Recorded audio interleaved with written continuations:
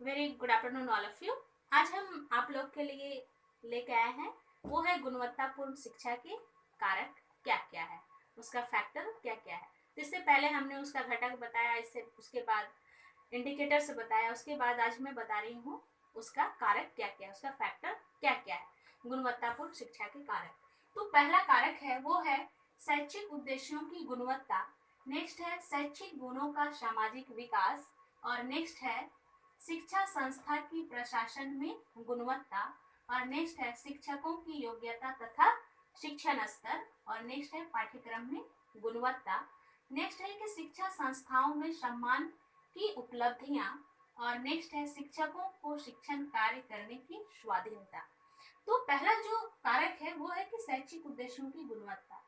That means कि जब अगर हम किसी बच्चे को पढ़ाते हैं तो उसका एक एम होता है, और उस एम को वो पाने के लिए हमेशा प्रयासरत रहता है।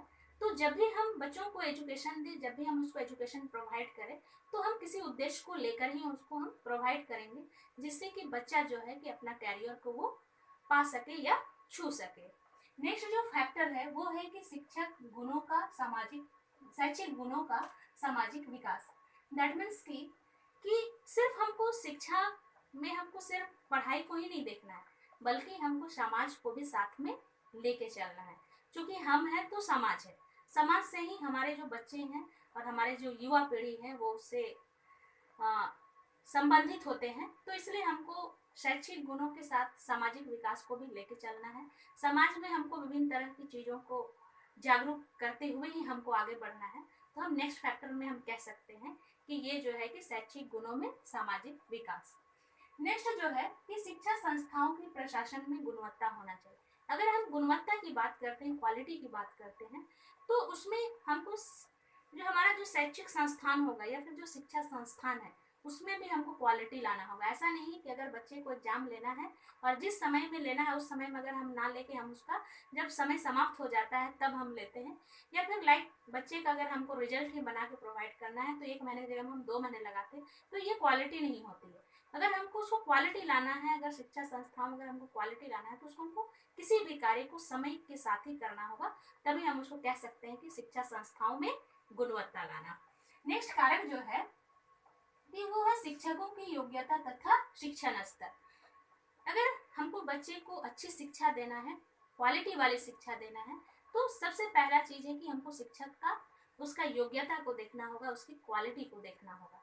कि अगर टीचर जब बच्चे से संप्रेषण कर रहा हो तो उसका क्लियरिटी ही ना हो, या फिर अगर वो ब्लैक बोर्ड राइटिंग कर रहा हो तो वो क्लियर ना हो, इसको हम नहीं कर सकते हैं कि वो जो टीचर होगी वो क्वालिटी वाली होगी। तो सबसे पहले अगर हमको बच्चों को क्वालिटी एजुकेशन प्रोवाइड करना है तो उसके लिए हमको उसके अंदर वो क्वालिटी वाले टीचर को लानी होगी, उसके अंदर वो योग्यता को देखना होगा, उसके अंदर वो गुण को देखना होगा, उसके बाद ही हम वो शिक्षा दे सकते हैं। नेक्स्ट जो है वो है कि कार्यक्रम में पाठ्यक्रम में गुणवत्ता। दैट मीन्स कि जब हम बच्चे को शिक्षा दे रहे हैं तो हमारा जो कैरिकुलम होगा वो क्वालिटी वाली होगी। हमको बच्चे को जो चीज़ पढ़ाना है हमारा सिलेबस में वही होना चाहिए, बल्कि हम दूसरे चीज़ों को हम ऐड नहीं कर सकते हैं।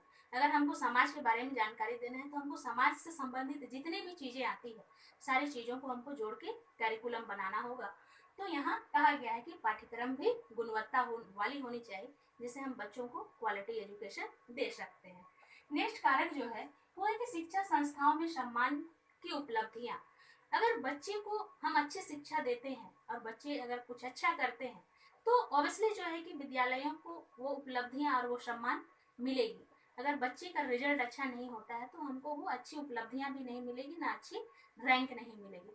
तो हमेशा ये कोशिश करना चाहिए टीचर को कि बच्चे को क्वालिटी एजुकेशन दे, जिससे कि विद्यालय के साथ साथ बच्चों का भी नाम रोशन हो और विद्यालय का भी नाम रोशन हो। तो हम उसको कह सकते हैं कि ये जो उपलब्धियां हैं वो बच्चों के तहत ही ये उपलब्धियां विद्यालय को सम्मान और उपलब्धियां जो है वो प्राप्त होती है। नेक्स्ट कारक जो है वो है कि शिक्षकों को शिक्षण कार्य करने की स्वाधीनता होनी चाहिए। दैट मीन्स कि अगर टीचर को अगर हम किसी भी कार्य करने से अगर उसको हम बाधा पहुंचाते हैं या फिर हम उसको बाधित करते हैं तो वो कार्य जो फ्रीडमली वो नहीं कर सकती है, जो करना है वो भी वो करने में असमर्थ हो जाती है। तो उसको हम हमेशा ये कोशिश करेंगे कि टीचर को हर एक कार्य करने की उसे स्वाधीनता दी जाए, जिससे कि बच्चे को टीच करने के साथ साथ उसके अंदर भी वो निखार आएगी और वो अपने कार्य को कुशलतापूर्वक कर सकती है। तो इसीलिए हमेशा ये ध्यान में रखना है कि टीचर को हमेशा जो है कि हम उसको स्वतंत्रता दें अपने कार्यों को करने के लिए। यदि वो टीचर अपना सब्जेक्ट विषय विशेषज्ञ है तो हम उसको ही दें वो कार्य को करने के लिए, या फिर वही सब्जेक्ट हम उसको दो पढ़ाने के लिए, जिससे कि बच्चे को सही चीज़ों का जानकारी प्रदान कर सकेंगे। अदरवाइज अगर हम नहीं देते हैं तो बच्चे को सही नॉलेज नहीं मिल पाएगा। इसीलिए कहा जाता है कि सब्जेक्ट एक्सपर्ट, दैट मीन्स कि विषय विशेषज्ञ को ही वो विषय दिया जाए पढ़ाने से, जिससे कि बच्चों को सही ज्ञान प्रदान किया जा सकता है। तो ये जो हमने इतने सारे कारक जो हमने बताया, तो सभी कारक हमारा क्वालिटी एजुकेशन के लिए अति आवश्यक है। तो अगर ये सारी चीज़ें अगर मौजूद होती है तो बच्चों को ऑब्वियसली हम क्वालिटी एजुकेशन प्रोवाइड कर सकते हैं। धन्यवाद।